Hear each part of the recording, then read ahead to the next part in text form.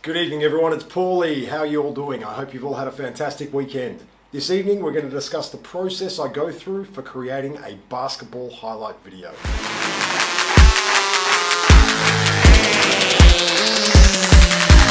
Three, two, one, go! How's your weekend been? Did you all have a nice relaxing time? I hope so. I hope you all stayed indoors and behaved yourselves and didn't have too many parties. I've been seeing some wild dance battles out on the internet. It's getting crazy out there. I don't know if you've checked out any of my dance battles, but so far I've called out Kathy and a couple of other people. So if you want to get involved, check out my dance battles on my stories or on my posts. This evening we're going to discuss the process that I go through for creating a basketball hype video. So having worked with a number of basketball players here in WA, interstate and overseas, the job can vary, but as a player you sort of want to be prepared. So if you do want a basketball highlight video, these are some of the things that you should think about when you're going to look for an editor or if you want to edit them yourself. So the first thing, of course, is you want to think about who is the video for.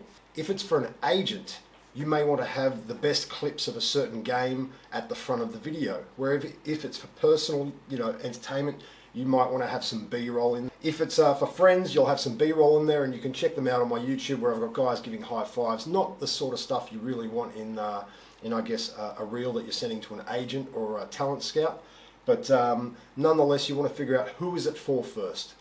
After you figure out who it's for, you then want to think about, okay, where's the footage? So if it's already pre-recorded by your league, or if someone's already recorded it for you, that makes things easy. But if you need a videographer, then you want to try and plan it so that because they can be expensive, getting them to come out. If you've got a camera to be able to film it, that's probably best. But even then, if you get a videographer, you will get a higher quality video, and it is worth the investment. But for some lower league players, it may not be worth it just yet. Find out where your best game is, get the videographer to that game, and like if it's a grand final or something where you know you'll be getting a lot of court time, that's a really good time to hire a videographer. Get those lovely sweeping shots that you sometimes see. Otherwise, if your league's got the footage, that's fantastic. What you then do, figure out which games have the best clips. If you want to ask the editor to go through all the clips, that's a lot of hours, and some editors will charge you $50 to $100 an hour. So if one of your games is an hour, that's 2 hours of editing time for them, because they've got to watch it, cut out the bits and that aren't necessary. So if you know where the plays are, send them an email with the times of where the plays occur during the video, and a link, and of course if they're allowed to download it. Some leagues are pretty stringent over their footage, so find out if it's okay, because some leagues they may want you to pay through their association or their administration to get the footage. Once you've got the footage, then you want to figure out, okay, where are we? Sorry, give me one sec.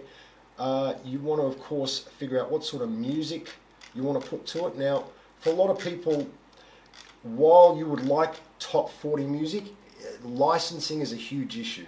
So if you're uploading to, say, Facebook or Instagram, and you want a latest top 40, or something that's actually in the last 20, 30, 40, 50 years, anything that's licensed that you've heard on the radio, even if you own a copy, you can't really put it on the back of your video. You may see it on YouTube. YouTube actually has a system with the licensing companies, so you'll see either a copyright, not infringement, but a warning or a notice where you won't get revenue. But if you try and upload it on Facebook or Instagram, they'll straight block you. They'll take your video down. They may even take your page down. So the music that you select is of course, it matters to what the mood is of the video, but if you're going for something top 40, that's going to be difficult. If you're uploading it to YouTube, sometimes it passes, sometimes it doesn't. There have been instances that I've heard that they'll flag you, but there are alternatives. A lot of the videos that I put up, they use license-free music. I've got a couple of sites in a membership to a paid licensing site where audio engineers, producers, musicians around the world put up their music. While it may not be exactly the latest, what's an example, Roddy Ricch or Lil Baby song, they can get something close. They can get something close to your DJ Mustard beat, and it'll be a lot cheaper. If you want to pay for a full license, I mean, TV shows pay $20,000 just to play 10 seconds of a song. So yeah, think about where you want to upload it. Also, where you want to upload it, if you're uploading it to Instagram, of course they prefer the 16:9 format for the tall screen, but Facebook and YouTube, they don't mind the 16:9, and that's what most standard displays are. Now, once you've got your music sorted, you also want to, you know, what details about you do you want to give across? So, of course, what team do you play for? Do you have any stats that you can post up? Also, I guess your height, the team that you play for, any sponsors that sponsor the team, that's always a good one. Just appreciate them helping out the team. And of course, what sort of length. Now, if you're, once again, going for a talent scout, you don't want a 10-minute video. They're not going to watch the whole thing. They're going to want everything in like 60 seconds to 2 minutes. So you want to cram it all in there. Whereas, you know, once again, for personal use, you may have a 5-10 minute video of just your best season highlights. Saying that, you'll then need music to match that. So if it's a 2-minute song that you want and you've got 5 minutes worth of footage, you'll need a second song. Once you've got that sort of out of the way, then editing, well, that's just a process of going through all the footage, cutting it out, making sure it's all stabilized, color corrected. Normally the editor will send you a copy so you can have a look, and I'll actually show you some of what I'm working on here. So currently got some in my timeline there, and I'm just going through the footage and finding out, oh, that's not, there we go, and finding out which footage is good footage, because the player hasn't given me any timestamps. But so when it comes to something like that, that's fine, and we can still do that. It just takes a lot longer. And then of course there's effects if you want fancy transitions. Try and keep it as simple as possible. Just a short, sharp cut. You don't want any zooms or anything crazy like that. You just want to cram as much action in. That's what the talent scouts are looking for. Apart from that, you want a really good thumbnail. So if you've ever been in a photo shoot or you've got a player headshot, definitely send the player headshot through, and any sort of great photography you've got. I think I've got one here.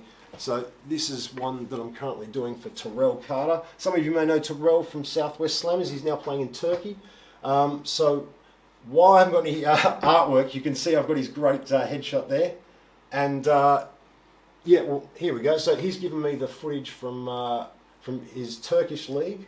The club's given me permission to download it, make a highlight tape, and we'll have that out to him within a couple of days, hopefully. So they're the basics of what you want to think about as a player when you're getting a highlight reel, what happens in the back. So that's why it can sometimes take so long. Now, when you speak to people that far surpass my level of talent, such as Ian Young, he will want to come and film. He will spend a lot of time, but the time that he invests and the time that you pay him for is well worth it, because that finished product, while it will take a bit longer, is a cinematic masterpiece, and it will get the attention of the agent. If you're in the NBL or SBL hoping to go to the NBL, Ian's the guy you give a call. I mean, hey, give me a call too. I'll do my best, but he will get the lighting rigs in. He'll get the court. He'll get the smoke machine, so you'll get the beautiful smoke effects. But he's fantastic. So shout out to Ian, and he's also a great mentor. He's given me a few great tips. Apart from that, guys, that's pretty much it. I hope you all get to ball soon, and I'm currently doing a few more tapes. There's a couple of you out there, Damon, and also young gentleman from the AUBA, played for the TFA team, Jordan. Yeah, guys, I'll have your edits out to you this week. Charles, I'll have yours to you soon, and along with you, Terrell. Everyone, have a great week. All the best. Stay cool, calm, and collected. Stay happy. Be kind. And yeah, just have fun, really, because what's the point in not having fun? Have a great night, guys. I'm off to bed. I'm exhausted. It's been a long week. This vlog life. You don't know about this vlog life. All right, guys. Comment below. Thank you all again. Appreciate the support. Peace out.